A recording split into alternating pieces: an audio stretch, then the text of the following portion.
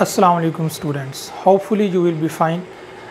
आपने एक चीज़ नोट की होगी कि आम तौर पे कहा जाता है कि जो इंग्लिश का सेंटेंस होता है उसमें सब्जेक्ट, वर्ब और ऑब्जेक्ट होता है। तो ये तो फिर 3 वर्ड्स बनते हैं, देयर आर 3 वर्ड्स।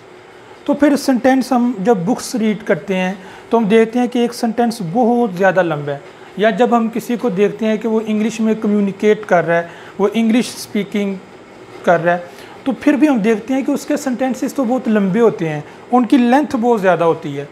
तो वैसे हम कहते हैं कि सब्जेक्ट, वर्ब और ऑब्जेक्ट आता है। तो असल में होता यूँ है कि सम टाइम हम बहुत ज़्यादा जुमलों को आपस में मिला देते हैं, 2 सेंटेंसेस को आपस में मिला देते हैं, 3 सेंटेंसेस को आपस में मिला देते हैं, यानी कि सब्जेक्ट, वर्ब, ऑब्जेक्ट, फिर सब्जेक्ट, वर्ब, ऑब्जेक्ट, इस तरह वो चलता जाता है। अब जब 2 सेंटेंसेस को आपस में मिलाते हैं तो मिलाने का क्या तरीका है? दरमियान में हम एक वर्ड लेकर आते हैं, जैसे एंड, बट, इस तरह के वर्ड्स, उनको हम कहते हैं कंजंक्शंस। जो लोग अरबिक जानते हैं उनके लिए इसके लिए एक ही वर्ड काफ़ी है कि कंजंक्शंस वो होते हैं जिनको हम हरूफ़े आतिफ़ा बोलते हैं, हरफ़ अतफ़ से हरूफ़े आतिफ़ा। तो ये कंजंक्शंस वही होते हैं, जो फंक्शन हरूफ़ आतिफ़ा का है वही फंक्शन कंजंक्शंस का है। कंजंक्शंस क्या करते हैं? या तो 2 सेंटेंसेस को आपस में मिलाते हैं या 2 वर्ड्स को आपस में मिलाते हैं। आइए मैं आपको इनकी एग्जांपल्स देता हूँ। मिसाल के तौर पे मैं कहता हूँ असलम एंड अकबर और गुड फ्रेंड्स, कि असलम और अकबर अच्छे दोस्त हैं। तो अब ये जो असलम एंड अकबर, ये दरमियान में जो एंड आया है जिसने असलम और अकबर को जमा कर दिया एक जगह पे, ये जो एंड है ये कंजंक्शन है। तो सम टाइम जो कंजंक्शंस होते हैं वो 2 वर्ड्स को जमा करते हैं, सम टाइम 2 सेंटेंसेस को आपस में मिला देते हैं। अच्छा, कंजंक्शंस बहुत ज़्यादा हैं। एक तो एंड है जिसकी मैंने आपको एग्जांपल दी है, इसी तरह एक कंजंक्शन है बट भी एज आ कंजंक्शन यूज़ होता है बतौर हरफ़ अतफ़ के। बट की मैं आपको एग्जांपल लेता हूँ। मिसाल के तौर पे मैं कहता हूँ आवर होड इज़ लिटल, इसका मतलब है कि हमारी जो जमा पूंजी है वो तो बहुत कम है, जो हमने ज़ख़ीरा, जो सेविंग की हुई है वो बहुत कम है। But our hearts are great, लेकिन जो हमारे दिल हैं वो बहुत खुले हैं। कहते हैं यार उसके पास पैसे तो नहीं होते लेकिन वो बड़े खुले दिल का मालिक है। Our heart is little but our hearts are great, हमारी जमा पूंजी तो कम है लेकिन हमारे दिल बहुत बड़े हैं। तो इसमें आप देख सकते हैं कि एक ये सेंटेंस है और एक ये सेंटेंस है ये, और इन 2 सेंटेंसेस को जॉइन किया, मिला दिया इस बट ने, तो ये बट कंजंक्शन कहलाएगा। इस तरह आप बहुत से सेंटेंस बना सकते हैं। आप कह सकते हैं the man is poor but he is generous, कि यार आदमी तो गरीब है लेकिन है बहुत सखी। इसी तरह हम कह सकते हैं the man is rich but he is stingy, कि आदमी है तो अमीर लेकिन बहुत बखील है, बुखल करता है। जब आप किसी आदमी के बारे में बात कर रहे हो तो इस तरह के सेंटेंसेस आप यूज़ कर सकते हैं।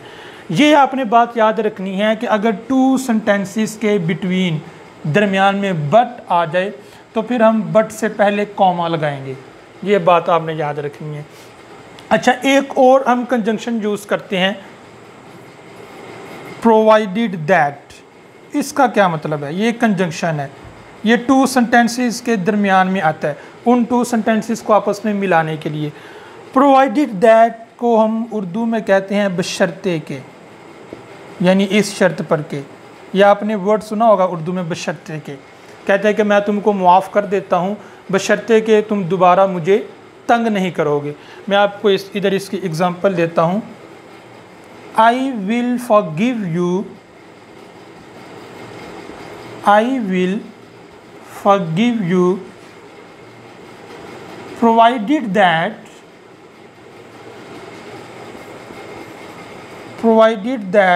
you do not hurt me again. You do not hurt me again. कि मैं तुमको मुआफ़ कर दूंगा बशर्ते कि तुम मुझे दोबारा हर्ट यानी कि दोबारा मेरी दिल आज़ारी नहीं करोगे। अच्छा, इसी तरह एक हम कंजंक्शन यूज़ करते हैं on condition that, on condition that. ये जिस जगह हम प्रोवाइडेड दैट लगा सकते हैं उसी जगह हम ऑन कंडीशन दैट लगा सकते हैं। दोनों के मीनिंग सेम है। इसका मतलब है बशर्ते के, इसका मतलब है इस शर्त पर के। I will forgive you on condition that you do not hurt me again. तो ये जो चीज़ है प्रोवाइडेड दैट, ये कंजंक्शन है, इधर ये बट कंजंक्शन है, इधर एट कंजंक्शन है। अच्छा, ये प्रोवाइडेड दैट से पहले जो सेंटेंस है और इसके बाद वाला जो सेंटेंस है, अगर ये आपको अभी नहीं बनाना आता, you need not worry about it, तो आपने परेशान नहीं होना। अभी जस्ट मैं आपको ये चीज़ समझा रहा हूँ, प्रोवाइडेड दैट और ये बट, ये कॉन्सेप्ट समझा रहा हूँ कि कंजंक्शंस क्या होते हैं, सेंटेंस बनता कहता है। ये जो मेरे नेक्स्ट लेक्चर्स होंगे उसमें मैं इनको इन डिटेल एक्सप्लेन करने की कोशिश करूँगा। तो and, but, provided that, on condition that. इसी तरह हम एक कंजंक्शन यूज़ करते हैं सिंस। सिंस कंजंक्शन यूज़ होता है। अच्छा, सिंस जब टू सेंटेंसेस के दरमियान में आ जाए तो उस वक्त इसका तर्जुमा होता है जब से। जब से, जब ये टू सेंटेंसेस के दरमियान आ जाए। मैं आपको इसकी एक एग्जांपल देता हूँ। मैं कहता हूँ मैनी थिंग्स हैव हैपेंड, कि बहुत कुछ हो गया। इसका मतलब है बहुत कुछ हो गया। मैनी थिंग्स हैव हैपेंड, बहुत कुछ हो चुका है, since I left the university, जब से मैंने यूनिवर्सिटी छोड़ी है बहुत कुछ हो गया। तो ये सिंस का मतलब जब से, ये कंजंक्शन है, इसने टू सेंटेंसेस को आपस में इकट्ठा कर दिया है। अच्छा, मैं कह सकता हूँ many things have happened since the corona virus came, कि बहुत कुछ हुआ है जब से कोरोना वायरस आया है। The schools are close, all academic institutions are close. तो इस तरह आप ये सिंस का इस्तेमाल कर सकते हैं। तो ये जस्ट मैंने आपको अ फ्यू कंजंक्शंस बताए हैं ताकि आपको पता चले कि कंजंक्शंस होते क्या हैं। इसी तरह हम एक वर्ड यूज़ करते हैं और, ये भी कंजंक्शन के तौर पे यूज़ होता है।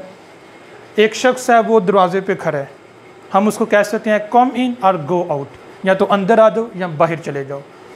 तो ये कंजंक्शंस वो चीज़ हैं जिनकी मदद से हम अपना कलाम बहुत ज़्यादा तवील कर देते हैं। जितना मर्ज़ी हम चाहें, वो पूरा पैराग्राफ है उसमें भी कंजंक्शंस आते हैं, स्पीकिंग करते हैं कंजंक्शंस आते हैं।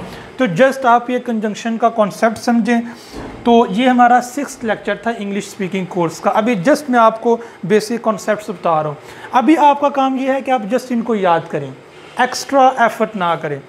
बाद में अगर आप इनको याद कर लेते हैं तो जो कमिंग लेक्चर्स होंगे उनमें मैं आपको बताऊंगा कि आपने सेंटेंसेस की प्रैक्टिस कैसे करनी है। तो उम्मीद है आपको ये क्लास अच्छी लगी होगी। इसको याद करें, इस लेक्चर को लाइक करें, दोस्तों तक शेयर ज़रूर करें, कमेंट्स करें। अस्सलामु अलैकुम व रहमतुल्लाह।